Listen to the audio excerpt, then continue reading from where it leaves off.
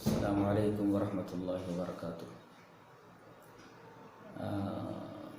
सुहेल शेख साहब से बात हुई। ये शोलापुर से हैं और इन्होंने पीजी किया है, एमए है अंग्रेज़ी लिटरेचर से, और वो पीएचडी करना चाह रहे हैं। उन्होंने मुझसे ये पूछा है कि किस मौजू के ऊपर और किस टॉपिक के ऊपर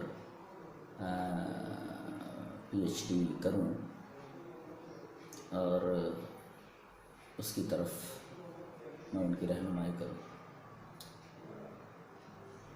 दौरानी गुफ्तगू और असनाए गुफ्तगू में उन्होंने ये कहा कि संस्कृत जो है ये अरबी से काफ़ी मिलती जुलती है। माफ़ कीजिएगा, ये बात बिल्कुल गलत है। किसी भी नाहिए से, किसी भी ज़ाविये से संस्कृत अरबी से मिलती जुलती नहीं है। संस्कृत एक अलग ज़बान है, अरबी एक अलग ज़बान है। संस्कृत का जो ग्रामर है अरबी की तरह बिल्कुल मैथमेटिकल और बहुत ही साइंटिफिक है, लेकिन अरबी ग्रामर यानी नहव से, सिंटैक्स से कहीं ज़्यादा दकीक और कहीं ज़्यादा वसी है। उसकी वसाअत का आलम ये है कि जिस तरह अरबी में तस्निया आता है, इसमें भी तस्निया आता है, लेकिन फ़र्क ये है कि इसमें एक लफ्ज़ की कम से कम 61 हालतें और इससे ज़्यादा हालतें होती हैं। मसलन मैं तकाबुल करके बताऊं, जैसे अरबी में लफ्ज़ मन है, ये मौसूल भी होता है और इस्तिफ़हाम के लिए भी आता है। मन मन कौन, इंग्लिश में उसको हु कहते हैं, हु माने कौन। अब ये इंग्लिश में हु ही रहता है, उसके अंदर कोई तब्दीली नहीं होती कि भाई एच को पहले कर दीजिए और फिर ओ को बीच में कर दीजिए वगैरह वगैरह, ऐसा कुछ भी नहीं होता। ऐसे अरबी में लफ्ज़ मन है तो उसको मन्ने, मुन्ना, नम्मे ऐसा नहीं पढ़ सकते आप। मन ही होता है। हालत जर में आए तो मन ही होता है, बीच में आए तो मन होता है, शुरू में आए तो मीम पर ज़बर ही होता है। नहीं तो अगर उस पर कोई और हरकत दे देंगे तो माना बदल जाएगा।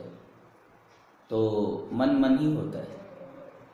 अब बताइए, एक लफ्ज़ है मन, उसकी एक ही हालत है, उसके अंदर कोई तब्दीली नहीं होती। लेकिन संस्कृत में आप देखिए, आपने जो कहा कि संस्कृत अरबी से मिलती जुलती है, कहाँ मिलती जुलती है। मन एक लफ्ज़ है, वो मन ही होता है, उसके अंदर कोई तब्दीली नहीं होती। लेकिन संस्कृत में आप देखिए कि इसी मन की यानी कौन, उसको संस्कृत में कह बोलते, क लिख करके ऊपर नीचे 2 नुक्ते रख दीजिए तो इन दोनों नुक्तों को जो का के बाद लिखा गया उसको विसर्ग बोलते। ये आधा हा की आवाज़ देता है। कह माने कौन।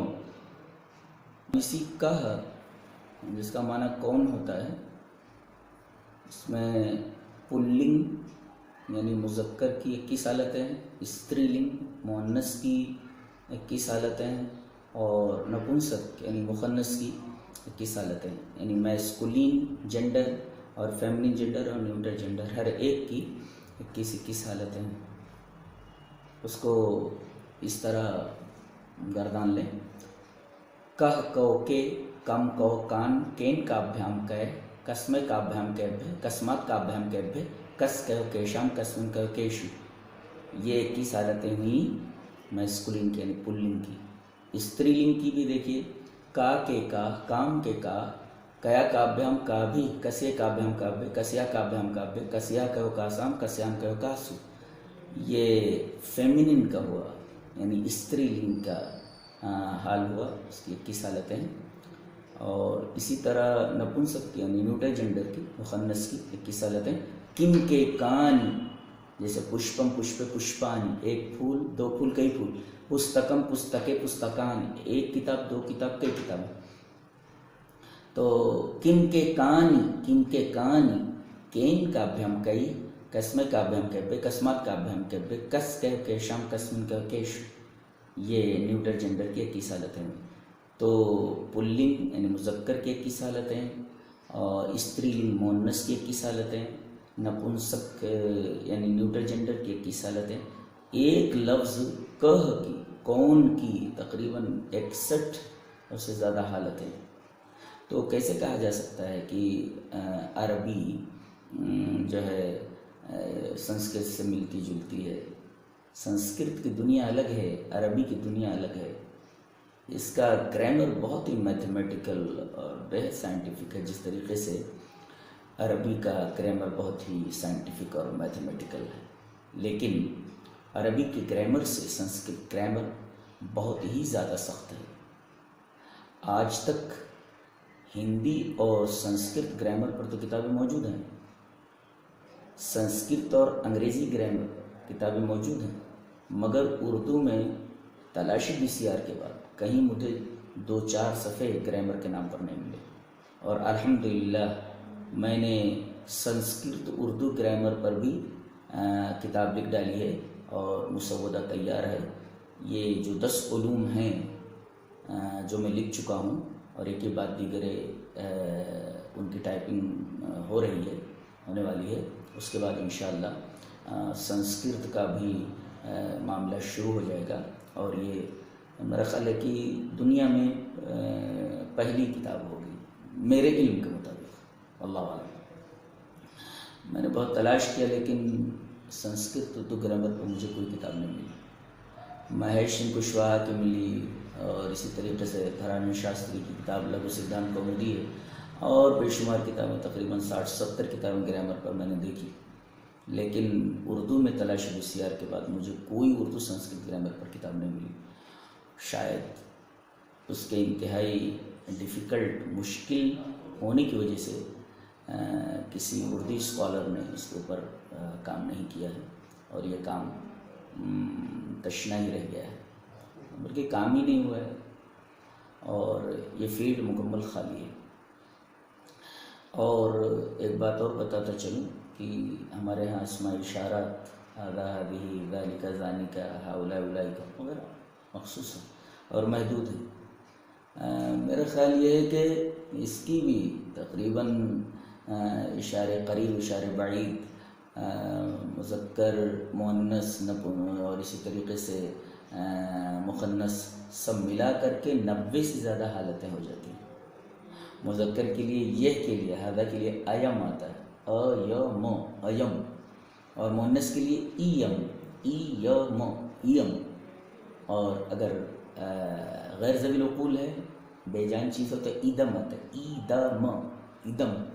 कहना हो ये किताब किसकी है, तो कहा जाएगा इदम कस्य पुस्तकम अस्ति, ये किसकी किताब है। अभी मैंने बताया कि कस से ये कौन सी हालत है, फिर से कह देता हूँ। कह कहो के, कम कहो कान, केन का अभ्याम कहे, कस्मे का अभ्याम कह, कस्मात का अभ्याम कह, कस से, ये देखिए कस, कस माने किसका, तो इदम कस से पुस्तकम, किसकी किताब, ये किसकी किताब, अस्ति माने है। अभी जगह अस्ति माने है, जैसे कहते हैं ना उसकी तस से प्रतिमान अस्ति। अब ये तस से भी देखने जैसा है, ये असल में तस से, ये साह से है। साह माने वो अरबी में जिसको हुआ बोलते हैं, ये साह की भी 21 तकरीबन 61 हालत है। पढ़ देता हूँ। सह तौते, तम तौतान, तेन ताभ्याम तय, तस्मे ताभ्याम तय, तस्मात् ताभ्याम तय, तस तय तेषाम, तस्मिन् तय तेषु। ये मुज़क्कर का होगा। मुअन्नस का ता ते ता, ताम ते ता, तया ताभ्याम ताबी, तसे ताभ्याम तय, तस्या ताभ्याम तय, तस्या तय तासाम, तस्याम तय तासु। और नपुंसक का तत्तेतानि, तत्तेतानि, तेन ताभ्याम तय, तस्मै ताभ्याम तय, तस्मात् ताभ्याम तय, तस् तेषां तस्मिन् तय, तेषु 21 + 21 + 21 गिन लीजिए 61 तक होता है। ये तस् से आया, तस् माने उसका, हिज के माने हिज, उसका। तो तस् से प्रतिमा कहते हैं ना, उसकी शबीह न अस्ति, नहीं है, न माने नहीं, अस्ति माने, अब उस अस्ति की भी गर्दान है। ये 9 से आते हैं फेल के, अस्ति अस्ता संति, असी अस्था अस्त, अस्मि अस्वा अस्मा, यानी वो है, वो दोनों है, वो सब है, तुम हो, तुम दोनों हो, तुम सब हो, मैं हूँ, हम दोनों, हम सब। तो ये है कि 9 हालतें, और इसी तरीके से था, वाज, इसकी भी 9 हालतें। आसीत आस्ताम आसन, आसीह आस्तम आस्त, आसम आस्म आस्म, वो था, वो दोनों थे, वो सब थे, तुम दोनों, तुम थे, तुम दोनों थे, तुम सब थे, मैं था, हम दोनों थे, हम सब थे। कैसे आप कह सकते हैं कि ये अरबी से मिलती जुलती ज़बान है? कहाँ अरबी और कहाँ संस्कृत। संस्कृत बहुत ही डिफ़िकल्ट और ख़ास तौर से अपने ग्रामर के एतबार से बेहद उलझी हुई, मैथमेटिकल तो है और बेहद दिलचस्प है, लेकिन बहुत ही ज़हीन होना ज़रूरी है इस ग्रामर को हासिल करने के लिए, उसको ज़ब्त करने के लिए। सही से सूत्र नहीं पढ़ सकते।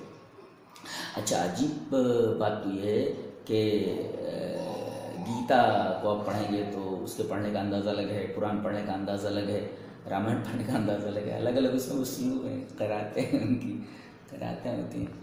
अब गीता का एक श्लोक सुना दूँ।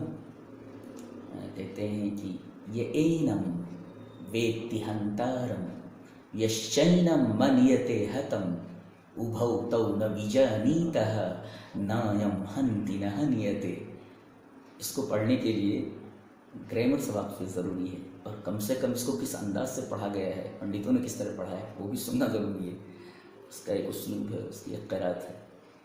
इसी तरीके से नैनम असल में है न एनम, न एनम, न एनम। तो इसका एक सूत्र है, उस सूत्र से ये न plus A is equal to A कैसे हुआ, उसके लिए एक सूत्र है, पाणिनि सूत्र उसको बोलते हैं। तो नैनम छिंदन्ति शस्त्राणि, नैनम दहति पावकः, न चैनम क्लेदयन्त्यापः, न शोषयति मारुतः। बहुत दिलचस्प है। बहरहाल आपका ये कहना कि अरबी से मिलती जुलती है, ये सुनी सुनाई बातें हैं, हकीकत से इसका कोई ताल्लुक़ नहीं।